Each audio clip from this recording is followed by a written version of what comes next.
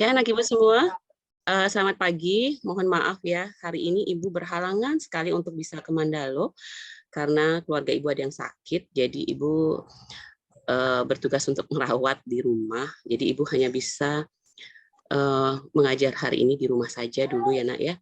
Tapi sembari karena materi itu terus berjalan tiap minggunya, jadi kewajiban Ibu adalah untuk menyampaikan materi yang ada. Sebelum masuk pada perkuliahan tadi, Ibu telah memberikan tugas bahwa kalian Ibu minta untuk menjawab pertanyaan-pertanyaan yang ada di dalam WA tadi. Dan anak-anak Ibu lihat sebagian besar sudah mengumpulkan di Japri Ibu tadi di via WA, dan sebagian besar sudah menjawab apa yang Ibu tanyakan. Jadi bisa Ibu mulai perkuliahan bahwa itu adalah materi dasar atau konsep dasar yang akan kalian ketahui apa yang akan dipelajari pada hari ini, karena berhubungan dengan materi besar yaitu tentang metabolisme. Ibu share screen dulu sebentar ya. Miguel hadir ya? Hafid hadir ya? Oke.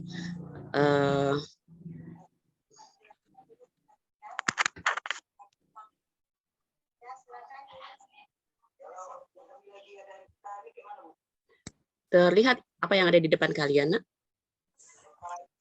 Terlihat ya? Oke, Ibu mulai. Sebelum Ibu mulai tentang materi tentang metabolisme, berarti anak-anak Ibu sudah punya pengetahuan sebelumnya tentang apa sih yang dimaksud dengan metabolisme. Jadi Ibu minta anak-anak Ibu untuk menjelaskan kepada Ibu apa sih yang kalian ketahui tentang metabolisme itu sendiri. Metabolisme itu apa berdasarkan pengetahuan kalian. Jadi anak-anak Ibu di sini Ibu minta untuk bersuara seperti biasa dan sebutkan nama atau raise hand untuk menjelaskan kepada Ibu apa sih yang dimaksud dengan arti kata metabolisme atau metabolisme itu apa sih? Ibu lihat ada Arina. Arina mau mencoba menjawab ya. Silakan Arina. Baiklah, izin menjawab Bu. Metabolisme menurut saya adalah proses ketika tubuh mengubah makanan dan minuman yang dikonsumsi menjadi energi. Selama proses yang kompleks tersebut, kalori dalam makanan dan minuman digabungkan dengan oksigen untuk melepaskan energi yang dibutuhkan tubuh untuk berfungsi. Sekian, Bu. Banyak ya yang disampaikan oleh Arina, nanti Ibu cari benang merahnya di mana. Terima kasih Arina sudah mau berpendapat. Selanjutnya siapa lagi yang mau berpendapat tentang apa sih yang dimaksud dengan metabolisme itu selain Arina? Yang lainnya anak Ibu? Ada lagi? Metabolisme itu apa? Assalamualaikum Bu, ingin menjawab ya, Bu. Ya, silakan Rizkia. Rizkia ya. Ini yang bukan ya, yang tadi Miftahul ya, Miftahul Mardi ya? Iya Bu. Oh yang buka suaranya iya, Miftahul yang angkat tangan si Rizkia. Habisnya Rizkia ya, Miftahul silakan. Assalamualaikum Bu, menurut saya metabolisme adalah proses ketika tubuh mengubah makanan minum yang dikonsumsi menjadi energi. Selama proses yang kompleks tersebut, kalori dalam makanan dan minuman digabungkan dengan oksigen untuk melepaskan energi yang ada di tubuh kita sendiri Bu untuk berfungsi. Oke, berarti masih proses pembentukan di dalam tubuh ya. Terima kasih Miftahul. Ya, selanjutnya Rizky ya. Sama Bu. Ya, Rizky ya. Rizkia Ruliani. Silakan, Nak. Ya, baik. Ya, Bu. Ya. Bu, baik. Saya akan menjawab pendapat metabolisme secara saya sendiri, yaitu proses ketika tubuh mengubah makanan dan minuman yang dikonsumsi menjadi energi. Contohnya itu seperti asam amino yang sebelumnya adalah kandungan protein, karbohidrat menjadi glukosa, dan lemak menjadi asam lemak. Oke, berhubungan dengan pengubahan protein ya, seperti itu. Terima kasih Rizky atas pendapatnya. Selanjutnya Ibu lihat Juliana. Silakan Juliana. Baik, Bu. Tadi saya akan menjawab metabolisme. Tadi udah disampaikan sama Rizkia, metabolisme itu adalah perubahan. Adalah seluruh reaksi biokimia yang bertujuan untuk mempertahankan kehidupan yang terjadi di dalam suatu organisme, Bu. Oke, terima kasih Juliana. Pendapatnya sudah Ibu tampung. Satu lagi ya, untuk anak Ibu lihat Melisa Elvida ini lagi ngangkat tangan nih, raise hand. Silakan Melisa yang terakhir untuk menyampaikan pendapat, Melisa. Baik Bu, Melisa akan menjawab, yaitu adalah metabolisme adalah proses pengolahan zat gizi dari makanan yang telah diserap oleh tubuh yang dapat diubah menjadi energi. Oke, pokoknya hasil akhirnya adalah energi. Terima kasih anak-anak ibu yang sudah mau bersuara pagi ini. Ibu tampung semua. Jadi kalau seandainya kalian mau bicara tentang metabolisme, berarti arti kata dari metabolisme sendiri, berarti kita berhubungan dengan proses yang pertama kali. Proses apakah itu? Yaitu proses perubahan. Proses perubahan itu bisa pembentukan, bisa penguraian, yang terjadi di mana? Di dalam tubuh makhluk hidup. Itu aja sebenarnya sudah benar untuk mengatakan arti kata metabolisme. Karena metabolisme sendiri adalah proses perubahan yang terjadi di dalam tubuh makhluk hidup. Itulah yang dimaksud dengan metabolisme. Jadi proses-proses itu berlangsung di dalam tubuh, baik itu proses pembentukan glukosa, baik itu proses pembentukan energi, baik itu proses pemecahan CO2 menjadi energi. Nah, itu semua adalah yang dimaksud dengan proses metabolisme.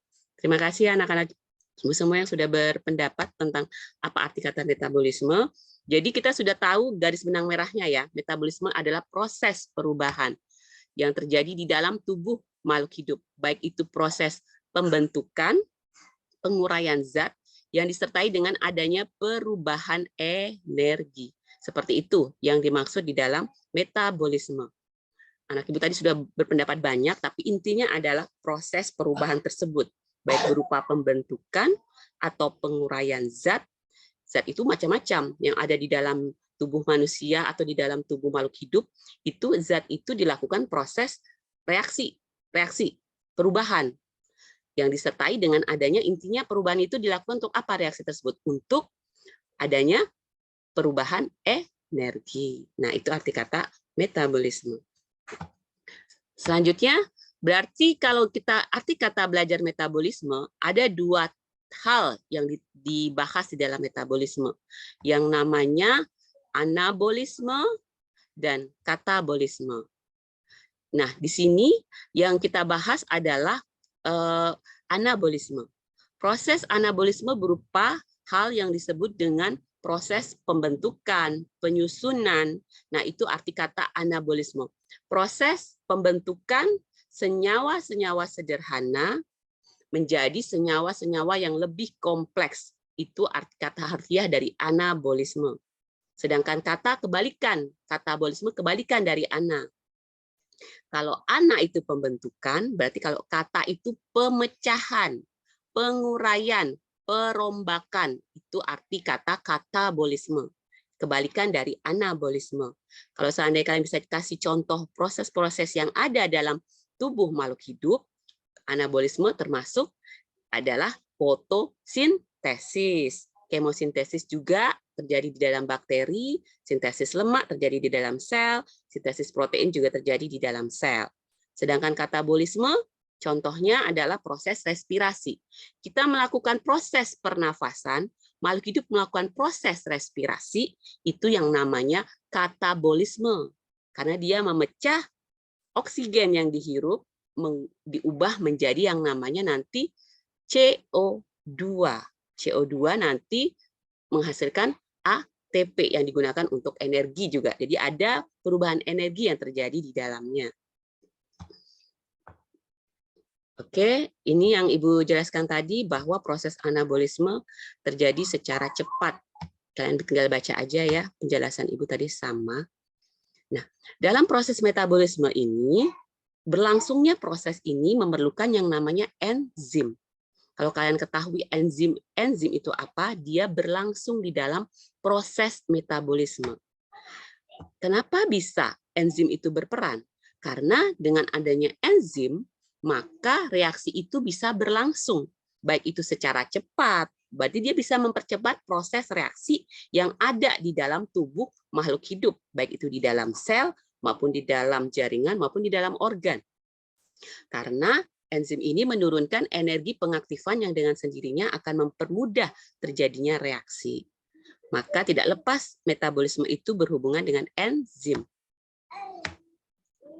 Nah, kalau kalian pernah lihat struktur enzim, maka kalian bisa melihat bahwa enzim ini memiliki gugus yang namanya gugus protein dan gugus prostetik. Protein yang berupa dari bahannya dari protein dan dari bukan protein yang disebut gugus prostetik. Jadi enzim ini dia kayak kalau kita main puzzle, dia tuh berhubungan dengan bagian di atasnya atau bagian di sampingnya. Dia akan selalu berhubungan. Jadi klop. Kayak kita main puzzle tuh dia klop. Nah, itu adalah enzim yang berhubungan dengan apa sih yang diserap di dalam tubuh makhluk hidup, baik berupa substrat atau ion-ion atau senyawa-senyawa yang masuk ke dalam tubuh atau sel, itu akan diserap oleh enzim tersebut dan dia akan menyatu, membentuk suatu ikatan yang namanya ikatan protein dengan bantuan yang namanya enzim tadi. Jadi kalau kita lihat bentuk-bentuk seperti ini, berarti kita paham bahwa enzim itu berfungsi untuk membantu mempercepat reaksi yang ada di dalam proses metabolisme.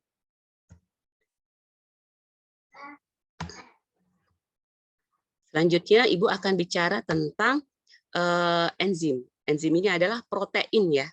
Kalau kita bicara tentang protein, ingatlah bahwa dia adalah enzim. Dia bekerja secara spesifik, maka ada yang namanya enzim lipase, berfungsi untuk mensintesis lipase, berarti lipid.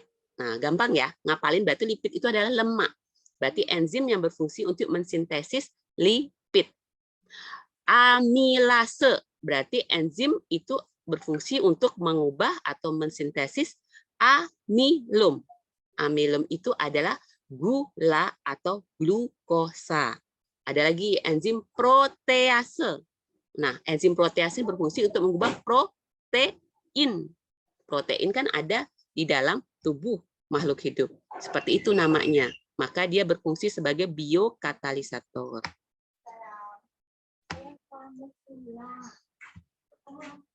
Oke, setelah itu makhluk hidup itu dasarnya dibedakan menjadi dua hal, yaitu makhluk yang disebut sebagai autotrop dan heterotrop.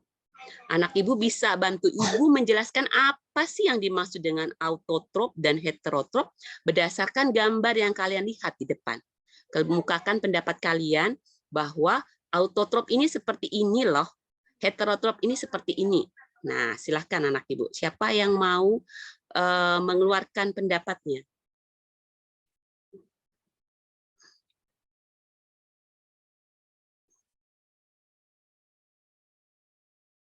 Sudah lihat gambar di depan?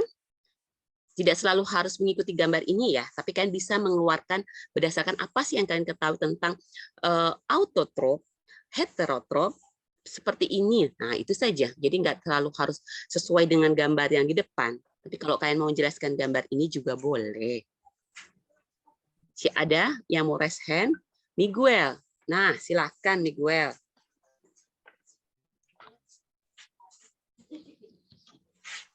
Setelah itu Hafid ya. Kok jadi silang Hafid? Ya, silakan Miguel, Nak.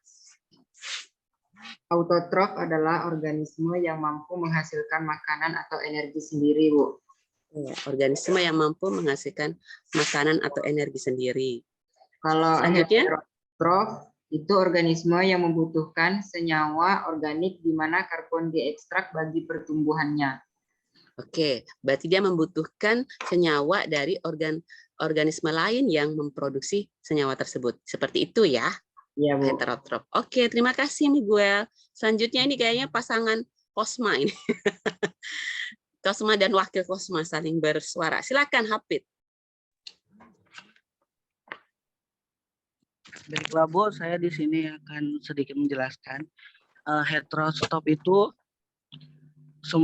suatu makhluk yang membutuhkan makanan dari makhluk lain. Nah, sedangkan autotrop itu merupakan makhluk hidup yang dapat membuat makanan sendiri dengan cara mengubah bahan anorganik menjadi bahan organik. Oke, cukup ya, Hafid? Cukup. Terima kasih Hafid sudah bersuara hari ini. Ada lagi tambahan selain, nah Ibu nanti panggil bendahara pula nanti. Bendahara, sekretaris. Ada yang mau bersuara juga? Ada? Sudah tidak ada lagi? Berarti cukup Hafid sama Miguel aja ya? Ya sudah, nanti kita lanjut lagi pertanyaan berikutnya. Terima kasih, apa yang disampaikan oleh Hafid dan Miguel itu benar sekali.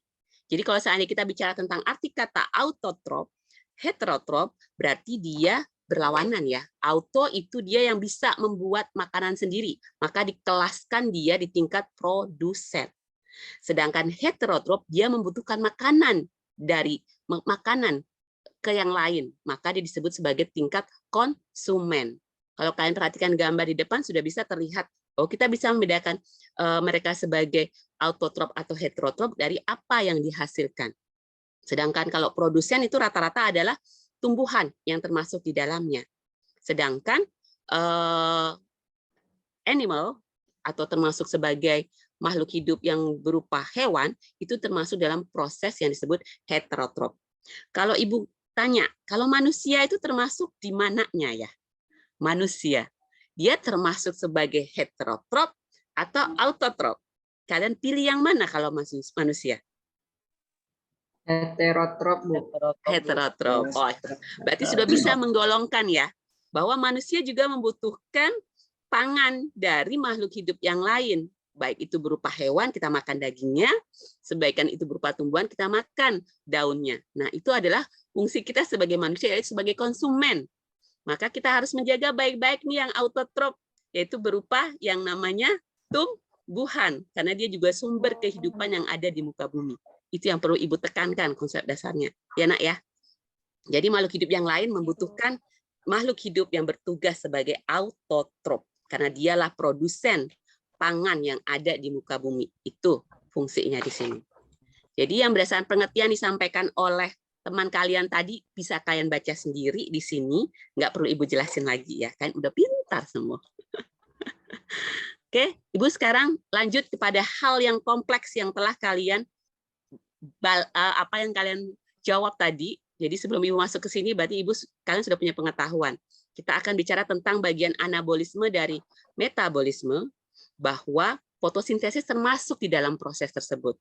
Bahwa kita ini adalah makhluk autotrop yang berperan penting dalam yang namanya proses fotosintesis. Sekarang Ibu minta anak Ibu bersuara semuanya, minimal sehari ini bersuara semua tentang hal ini ya. Apakah sih yang dimaksud dengan fotosintesis? Fotosintesis itu apa sih? Kenapa kita membahas fotosintesis? Nah, silahkan anak Ibu. Selain yang tadi udah bersuara, boleh yang lain yang belum untuk mengeluarkan pendapatnya. Berarti yang muda nggak boleh lagi ya, Bu? Ibu utamakan bagi yang belum dapat dulu. Kalau yang udah sih boleh. Nanti kalau yang lain nggak pada mau bersuara, yang udah tuh silahkan. Itu buat kalian dah. Maaf Ibu, ini nanti PPT-nya di-share nggak, Bu? Iya dong, Ibu pasti kalau sudah memberikan kuliah selalu PPT Ibu share ya Nak ya. Jangan ya, khawatir ya Nak ya. Oke, sekarang silahkan jelaskan ke Ibu apa itu fotosintesis. Nggak selalu harus Juliana, nggak selalu harus Miguel, nggak selalu harus Hafid, nggak selalu harus Melisa, kan ada yang lain anak Ibu. Serly Anita, silahkan Serly.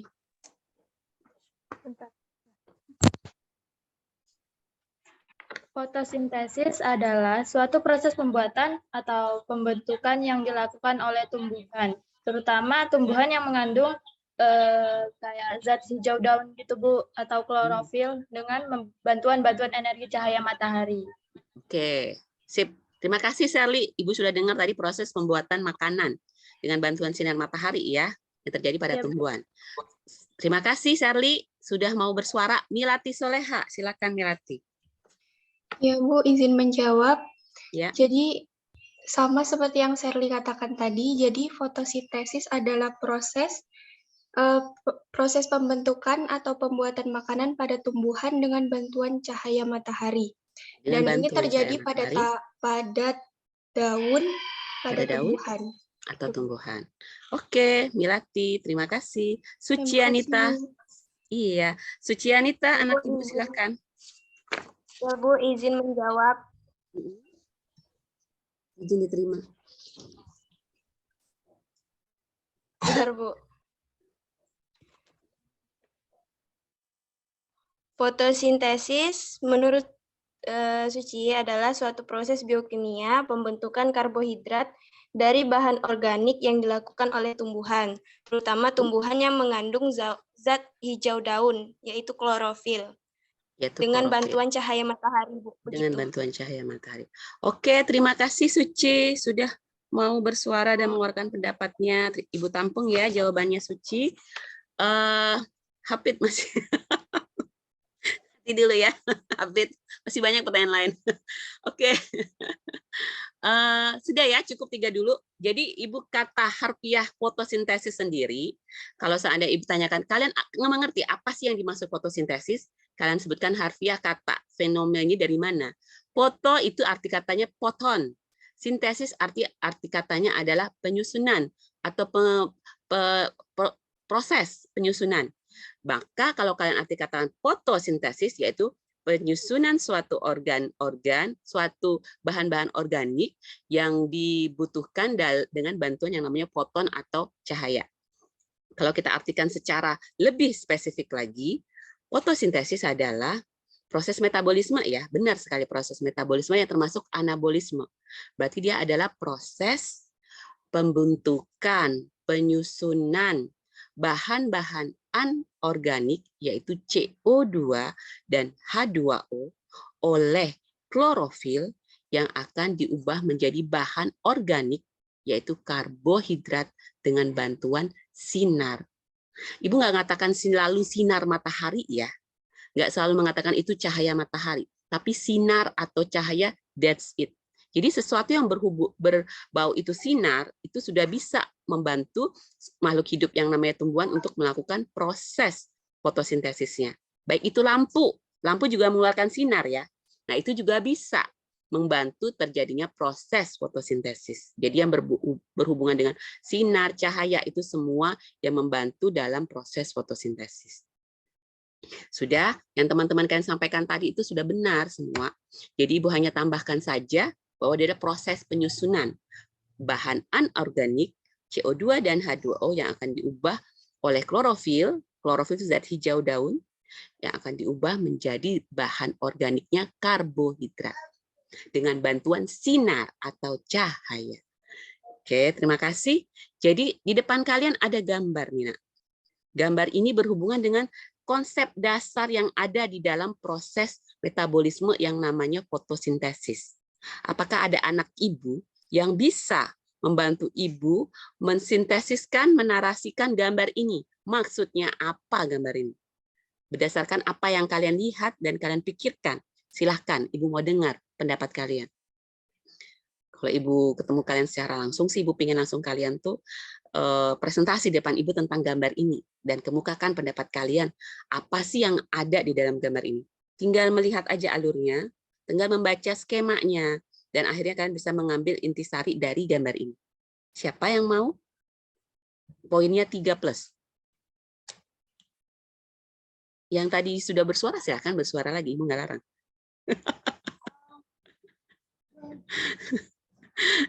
Ada? Pelajari baik-baik gambar ini, lihat baik-baik. Yang dimaksud dengan gambar ini apa? Dan hubungannya nanti di mana? Silakan ibu, anak ibu nggak usah takut. Karena gambar ini sebenarnya bisa dibaca dengan berdasarkan pengetahuan kalian.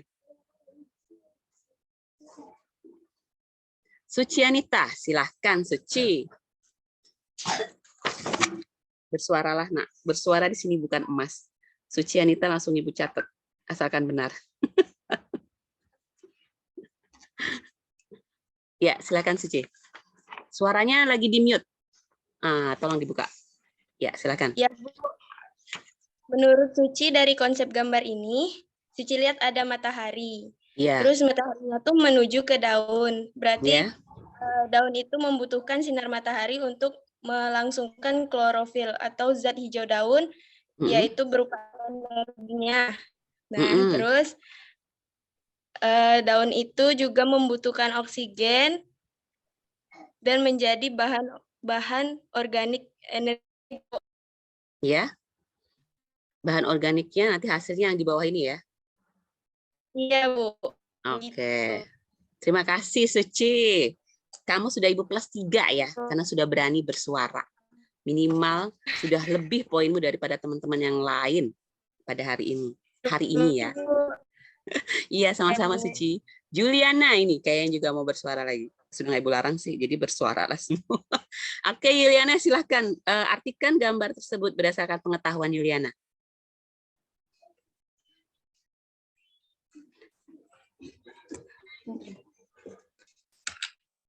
Itu kan Bu ada daun sama sinar matahari kan Bu. Ya. Daun itu kan tumbuhan. Tumbuhan itu memerlukan sinar matahari untuk membuat zat Klorofil. hijaunya. Oke. Terus juga ada oksigen yang diperlukan untuk tumbuhan yang bisa membuatnya hidup. Dan daun ketika dia jatuh tuh bisa jadi organik.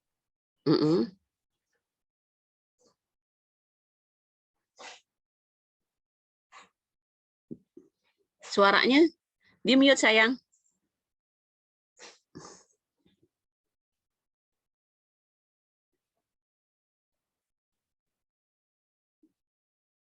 Sinyal ya. Oke, kayaknya Yuliana sinyalnya atau Ibu yang hilang sinyalnya ya. Kayaknya sudah ya. Ada lagi Yuliana? Kayaknya sinyal Yuliana nih lagi. Atau yang lainnya ya. Ada lagi selain Yuliana dan Sucianita?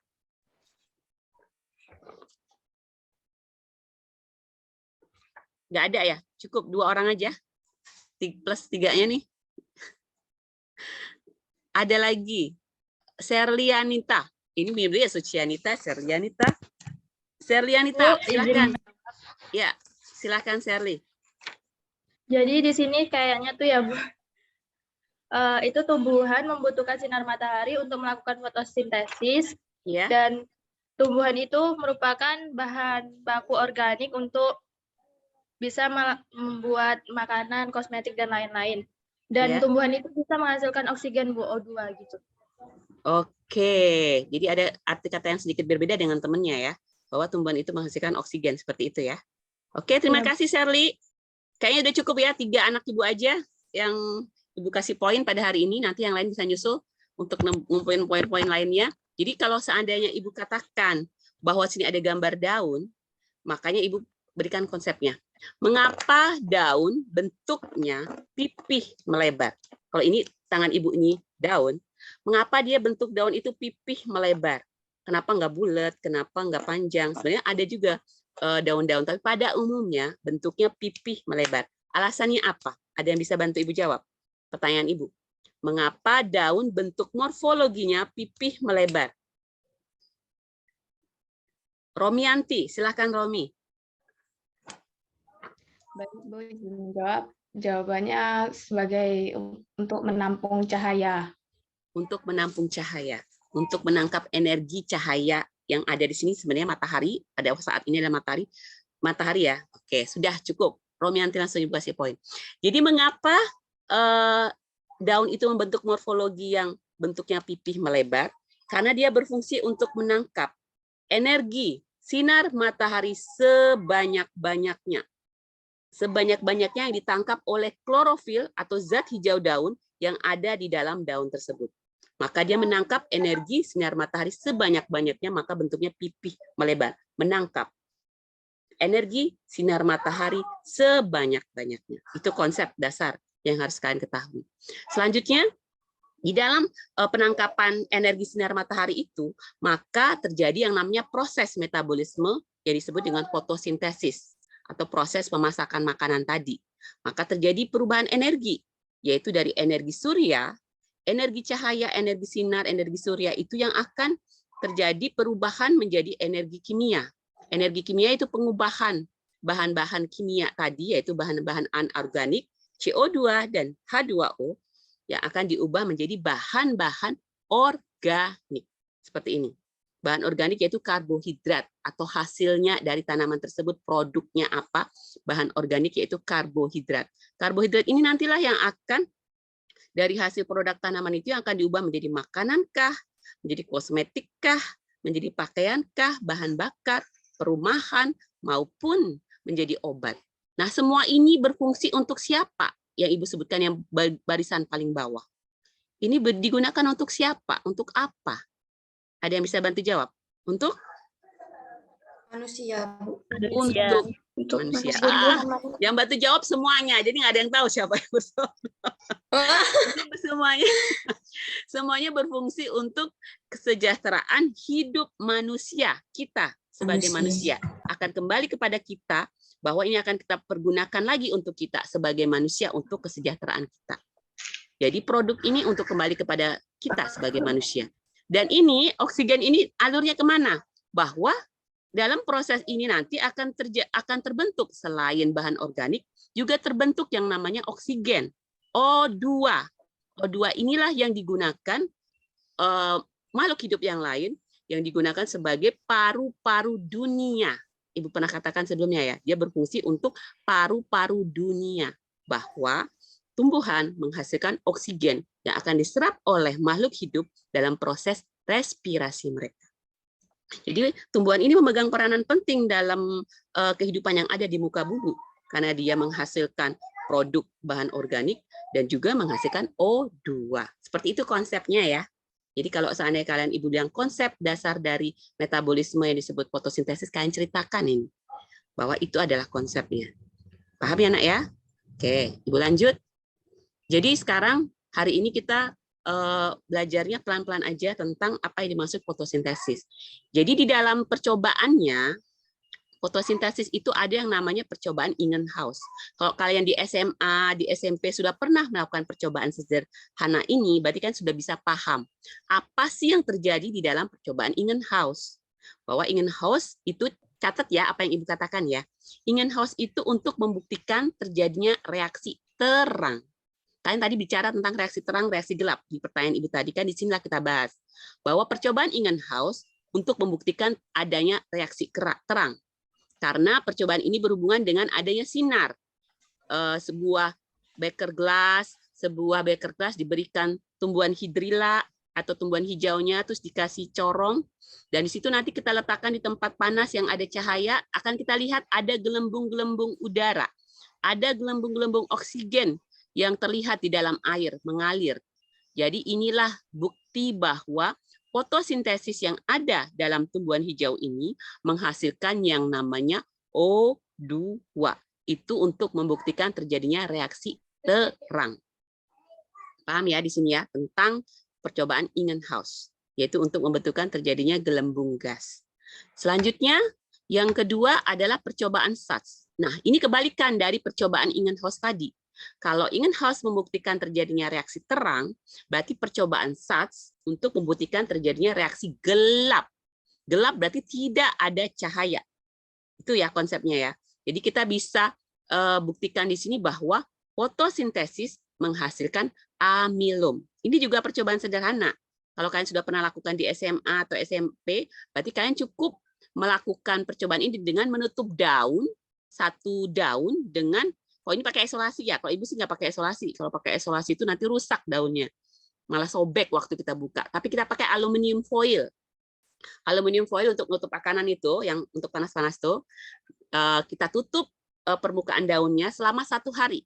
Setelah 1 hari, kita buka daun yang sudah ditutup itu, kemudian kita taruh di dalam air yang dididihkan atau direbus, kemudian kita kasih alkohol panas, lalu kita kasih lugol.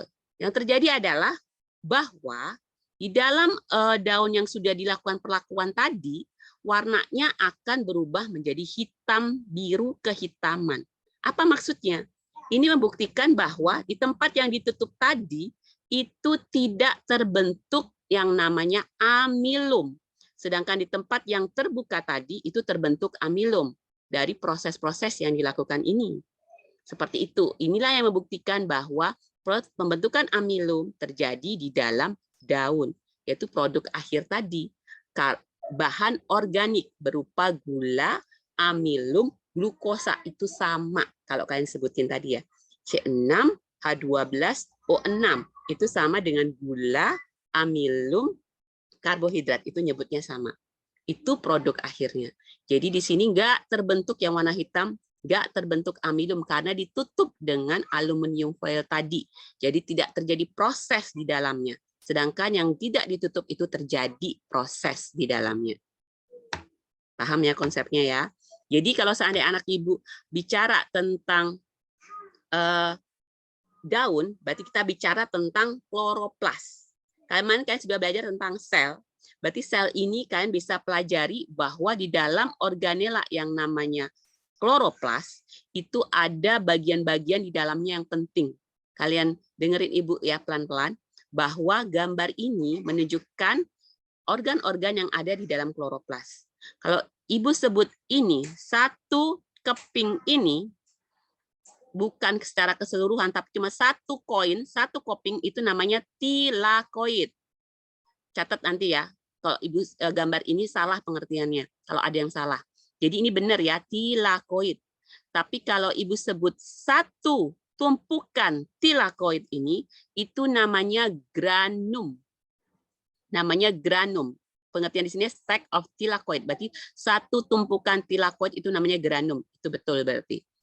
Sedangkan yang namanya grana, kalau kalian dengar yang namanya grana, berarti dia kumpulan dari granum, granum, granum. Jadi ini granum 1, granum 2, granum 3, granum 4, dan seterusnya itu namanya grana. Jamak dari granum. Tahu konsepnya ya? Terus yang selanjutnya Ibu berikan lagi, ini adalah stroma. Stroma itu sebenarnya cairan yang ada di dalam kloroplas. Cairan yang melingkupi ruangan yang ada di dalam kloroplas itu namanya stroma. Sedangkan lamela itu adalah jembatan penghubung antara granum 1 dengan granum yang lain. Nih, yang warnanya hijau. Ini adalah lamela. Kalau stroma itu adalah cairan yang melingkupi kloroplas. Dan yang selanjutnya, kloroplas ini dilindungi oleh bagian membran luar, outer membran, dan namanya membran dalam atau inner membran. Membran luar, membran dalam atau inner membran. Ini membran luar, ini membran dalam, inner membran. Nah, itu kalian sudah memahami yang namanya bagian-bagian dari kloroplas secara utuh.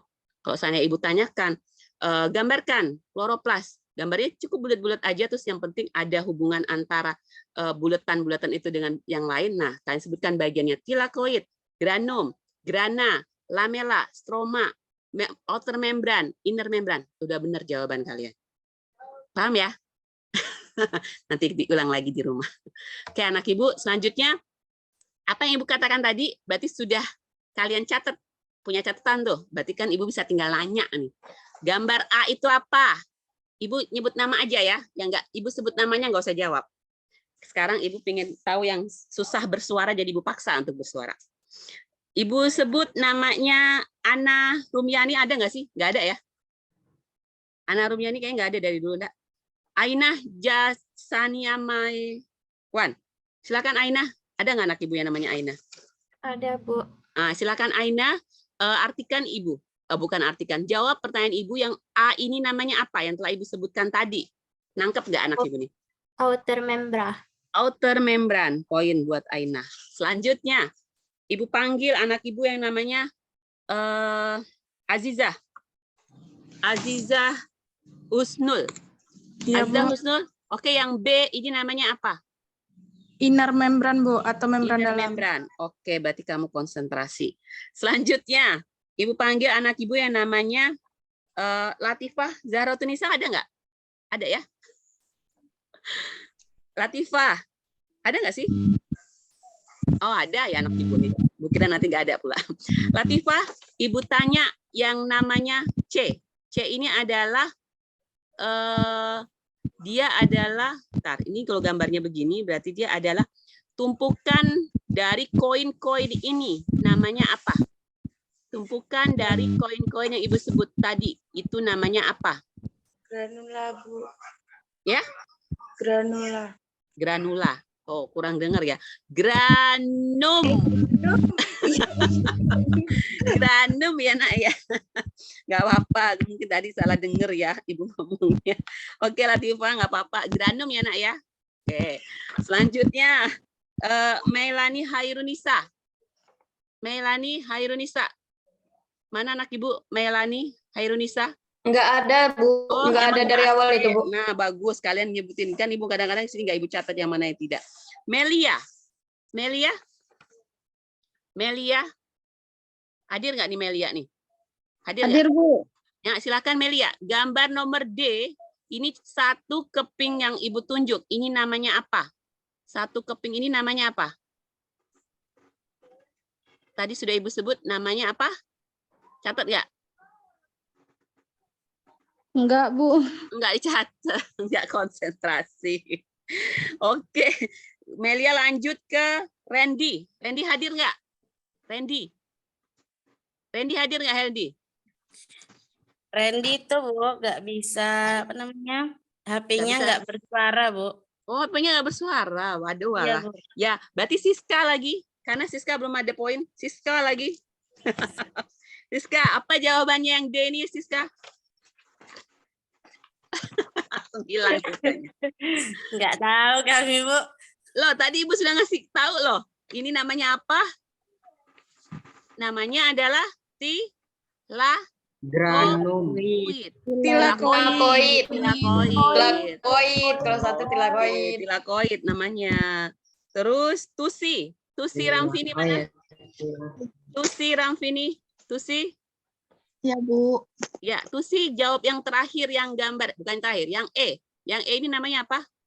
Stroma dan E ini adalah jembatan penghubung antara granum satu dengan granum yang lain yang berupa jembatan ini, jalan. Namanya adalah stroma. Lamella.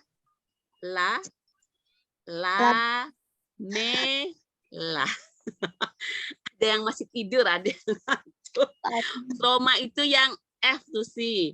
Stroma itu yang terakhir F, yaitu cairan yang melingkupi kloroplas. Sudah, berarti kalian seperti itu nanti kalian belajarnya bahwa bagian-bagian dalam kloroplas itu penting untuk diketahui karena mereka yang memegang peranan penting dalam proses fotosintesis.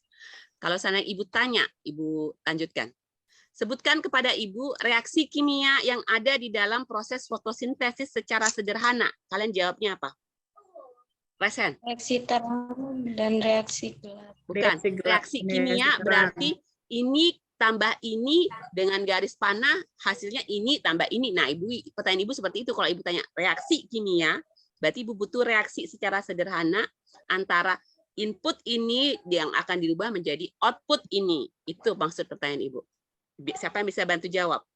Bahwa fotosintesis ini berlangsung dengan adanya ini, input ini, dengan bantuan ini, dan akhirnya menghasilkan yang namanya outputnya ini. Siapa?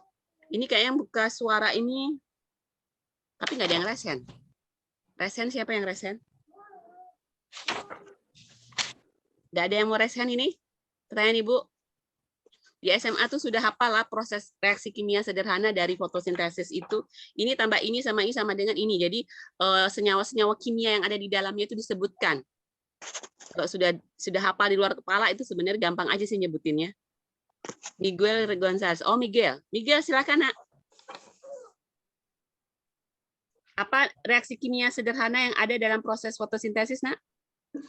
Reaksi sederhananya itu di input ada H2O, Bu. Klorofil dan cahaya.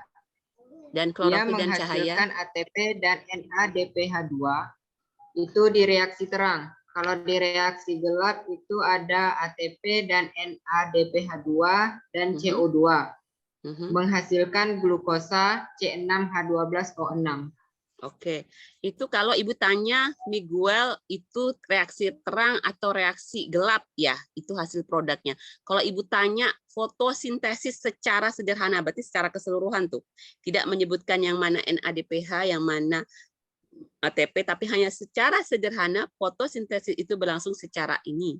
Jadi lebih sederhana lagi dari jawabannya Miguel. Jadi fotosintesis itu secara reaksi kimia sederhana berlangsung dengan adanya ini, menghasilkan ini. Ada tambahan? Yang secara sederhana aja, pernah nggak anak Ibu baca hal tersebut? Tidak ada kayaknya ya. Kalau Miguel menjelaskan tentang reaksi terang dan reaksi gelap, Ibu paham jawaban Miguel. Tapi ada yang mencoba menjawab lagi. Aina, silakan Aina. Reaksi kimia untuk proses fotosintesis dari 6H2O atau air ditambah 6CO2 atau karbon dioksida dengan bantuan cahaya matahari menghasilkan C6H12O6 atau glukosa tambah 6O2 atau oksigen. Ya, betul Aina. Ya. Itu yang Ibu minta pertanyaannya. Jadi, reaksi kimia sederhana. Kalau Ibu tanya, reaksi kimia sederhana yang ada di dalam proses fotosintesis, cukup jawab yang Aina sebutkan tadi. Ini reaksi kimia sederhananya. Bahwa kita punya CO2, 6 CO2, ditambah 6 H2O, ditambah C6, berubah dengan bantuan cahaya dan klorofil, C6 H12O6 ditambah O2. Jadi koefisiennya semuanya 6. Gampang ngapalinnya. Jadi 6 semua. Kecuali yang di karbohidrat ini karena sudah 6, jadi nggak perlu lagi dikasih 6. Jadi 6 CO2 ditambah 6 H2O dengan bantuan cahaya dan klorofil diubah menjadi C6 H12O6. Ini adalah gula, glukosa atau karbohidrat, nama lain dari C6 H12O6. Ditambah dengan 6O2. Itulah jawabannya. Ya. Jadi besok kalian kalau Ibu tanya jawabannya ini ya. Gampang aja nih sebenarnya kalau udah karbon dioksida tambah air menjadi gula dan oksigen. Udah, itulah reaksi sederhana dari fotosintesis. Kita lanjut lagi. Ini adalah gambar-gambar kloroplas tadi yang sudah Ibu sebutkan dengan kalian. Jadi kalian cuma tinggal membaca saja nanti dari PPT Ibu. Yang perlu Ibu jelaskan tadi apa yang disampaikan oleh Miguel. Bahwa reaksi fotosintesis itu terjadi karena dua hal. Yang namanya reaksi terang dan reaksi gelap. Sekarang Ibu beritahu konsepnya. Mengapa sih reaksi gelap selalu diikuti dengan reaksi terang? Mengapa reaksi terang itu selalu diikuti dengan reaksi gelap? Jawabannya ada di mana? Kalau Ibu bertanya seperti itu, kalian dengarkan baik-baik apa yang Ibu jelaskan ya. Bahwa pertanyaan Ibu itu terjawab dengan Ibu sendiri. Tapi kalian paham dengan apa yang Ibu sampaikan ya. Bahwa kalian perhatikan, ini adalah input, ini adalah output. Ini adalah input reaksi terang, ini adalah output reaksi terang. Sedangkan di bawah ini adalah input reaksi gelap, dan ini adalah output reaksi gelap. Jadi apa yang dibutuhkan dalam reaksi terang itu, ini jawabannya H2O ditambah NADP ditambah ADP ditambah PI. Sedangkan apa yang dihasilkan dari reaksi terang, ini jawabannya adalah O2, ada NADPH2, ada ATP. Sedangkan pada reaksi gelap, ini inputnya CO2 ditambah NADPH2 tambah ATP, dan hasilnya adalah glukosa, C6H12O6 ditambah NADP dan ADP. Sekarang pertanyaan Ibu tadi belum terjawab nih. Mengapa sih reaksi gelap selalu mengikuti reaksi terang? Karena di sini, coba kalian perhatikan, sama tidak apa yang ada dari output dari reaksi terang dengan input reaksi gelap? Sama tidak? Sama. Berarti kuncinya di sini, bahwa apa yang dihasilkan dari reaksi terang itu akan digunakan oleh reaksi gelap untuk melakukan reaksinya. Itu jawabannya. Bahwa NADPH2 dan ATP yang dihasilkan dari reaksi terang akan digunakan sebagai input kebutuhan untuk melakukan namanya reaksi gelap, yaitu NADPH2 dan ATP itu energi yang diperoleh dari reaksi terang untuk melakukan proses reaksi gelap. Itu mengapa reaksi gelap berkesinambungan dengan adanya reaksi terang. Karena output yang dihasilkan dari reaksi terang akan dipakai sebagai input untuk melakukan proses reaksi gelap. Paham sampai di sini? Paham ya? Jadi Ibu mengatakan input output itu di situ kalian mengertinya, jawabannya adalah di sana. Ini baru pelan-pelan aja. Nanti selanjutnya ada yang lebih kompleks lagi. Kalian harus mengerti. Jadi kalau seandainya Ibu katakan tahap fotosintesis itu ada reaksi terang dan reaksi gelap, itu tadi sudah kalian bahas di dalam jawaban-jawaban kalian. Nah, sekarang Ibu akan jelaskan berdasarkan gambar yang Ibu berikan kepada kalian. Ini kalian cukup baca aja, kan sudah menjawab pertanyaan Ibu, berarti sudah paham sih yang mana namanya reaksi terang, yang mana yang namanya reaksi gelap. Sekarang Ibu mau bahas gambar dulu. Ibu paling suka membahas gambar.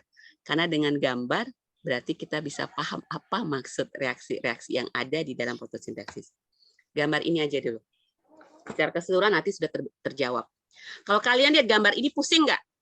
Jujur. Pusing. Jadi dari sekarang nggak usah pusing lagi ya. Sebenarnya dengan mempelajari gambar kita paham maksudnya, berarti intinya kita bisa menjelaskan apa sih langkah-langkah tahap-tahap yang ada di dalam reaksi tersebut. Sekarang kita lagi belajar tentang reaksi terang. Berarti kita lihat gambar ini. Gambar ini mengartikan ada reaksi yang terjadi di dalam reaksi terang. Bahwa yang namanya fotosistem 2, fotosistem 1 dari gambar terlihat ya. Kalau pertanyaan Ibu adalah apa perbedaan antara fotosistem 2 dan fotosistem 1? Jawaban kalian apa? Kalau dia dari gambar. Beda ya. Ini adalah 680, ini adalah P700. Itu apa? Nah, panjang gelombang cahaya yang ditangkap oleh klorofil itu berbeda. Iya, jadi untuk fotosistem 2 panjang gelombang cahayanya P680, untuk fotosistem 1 panjang gelombang cahayanya P700. Itu perbedaan pertama. Bahwa fotosistem 2 membutuhkan panjang gelombang cahaya P680 dan fotosistem 1 membutuhkan panjang gelombang cahaya P700. Nah, apa yang terjadi di dalam panjang gelombang cahaya ini? Berlangsung dalam proses yang namanya fotosistem 2 dan fotosistem 1. Pelan-pelan ya. Jadi cahaya yang mengenai klorofil, yang ditangkap oleh klorofil tadi, dengan panjang gelombang cahaya P680, dia akan terjadi proses yang namanya penyerapan elektron. Pelan-pelan aja, si elektron itu ion-ion yang ada di dalam suatu reaksi. Jadi, itu akan menyebabkan terjadi suatu proses. Proses apakah itu? Ini dia, proses fotolisis air. Proses pengubahan air tadi menjadi 2H+ ditambah setengah O2. Pelan-pelan aja, nanti kan baca sendiri ya. Jadi hasilnya tadi air yang akan dipecah menjadi 2H+ ditambah setengah O2. Itu yang namanya fotolisis air. Nah, karena proses ini terjadi, dia akan melepaskan elektron. Nah, elektron ini akan diterima oleh aseptor primer yang ada di dalam reaksi ini. Diterima oleh PEKI. Apa itu PEKI? Plastoquinone. Dan diterima oleh enzim sitokrom kompleks. Dan diterima oleh PC. Apa itu PC? Plastocyanin. Dan dari proses rantai transport elektron ini, dia akan menghasilkan yang namanya ATP. Produk pertama sudah dihasilkan, yaitu ATP. Berarti dia masih lanjut nih ke dalam fotosistem 1.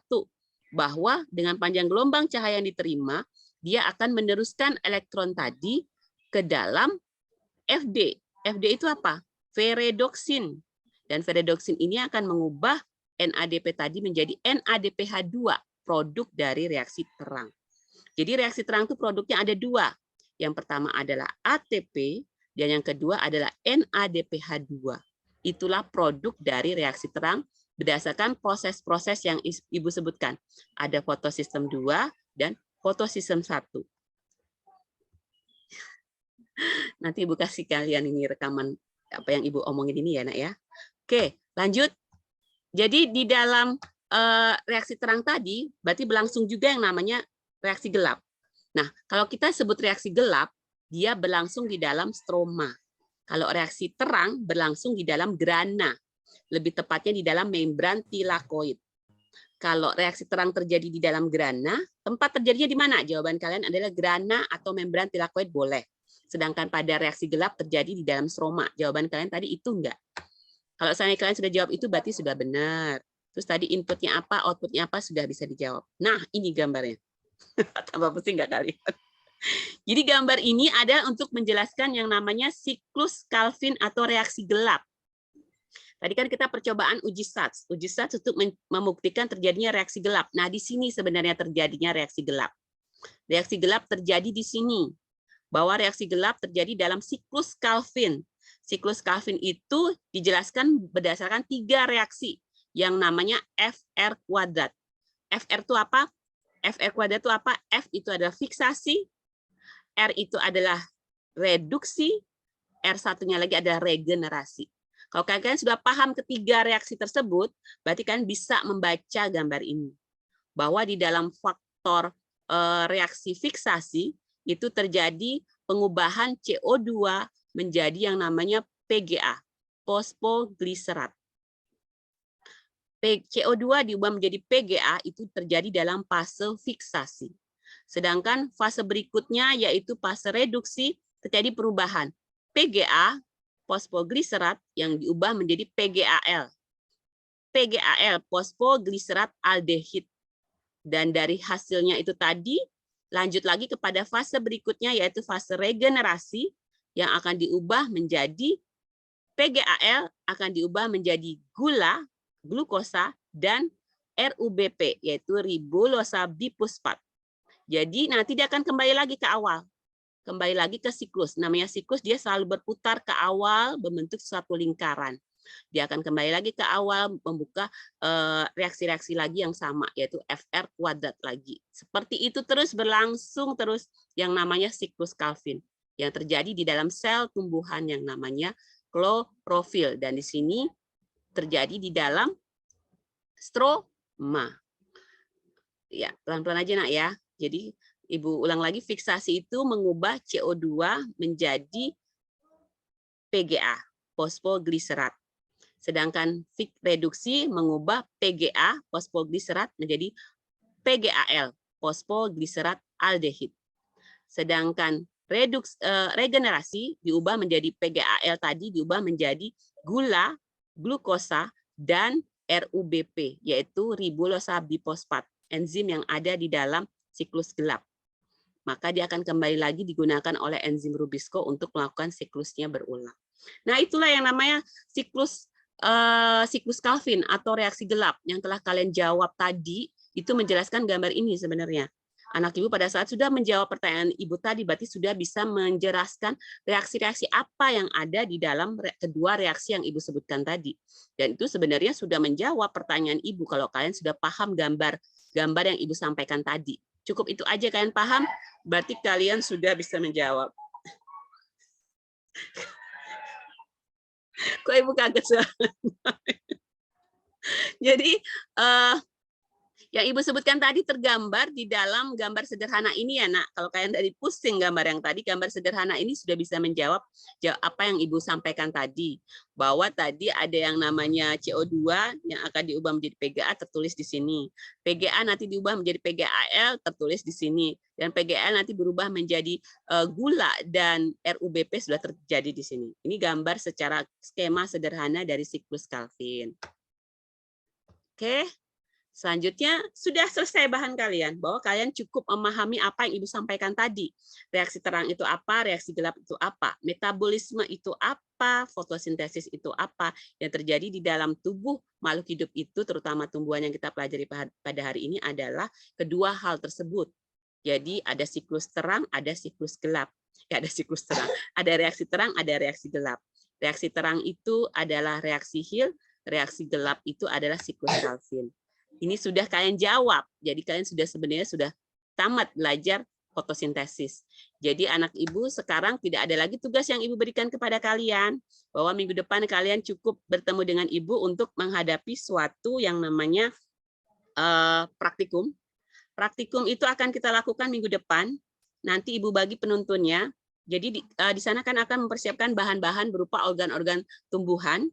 Kita sekarang belajar tumbuhan, minggu depan baru belajar tentang hewan, bahwa organ-organ tumbuhan itu akan kalian pelajari dalam praktikum kalian.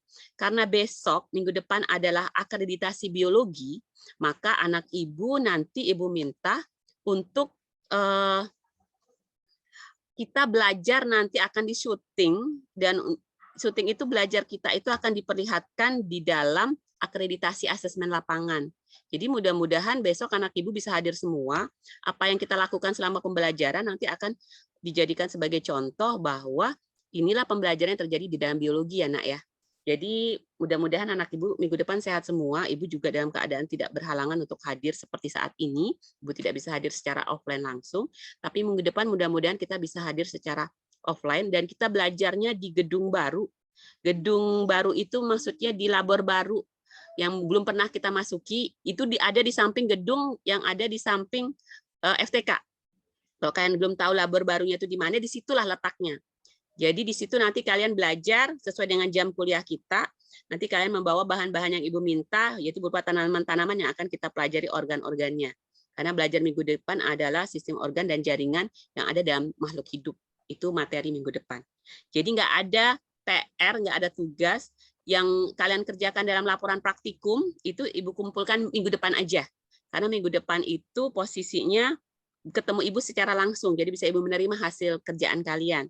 Tapi kalau pada hari ini Ibu menerimanya nggak ada ya, jadi Ibu hari ini nggak ada tugas. Karena tugasnya udah kalian kerjakan di awal tadi, jadi nggak perlu Ibu minta lagi tugasnya. Hanya persiapan untuk praktikum secara kelompok yang kalian menyiapkan alat-alatnya. Seperti itu ya, Nak ya.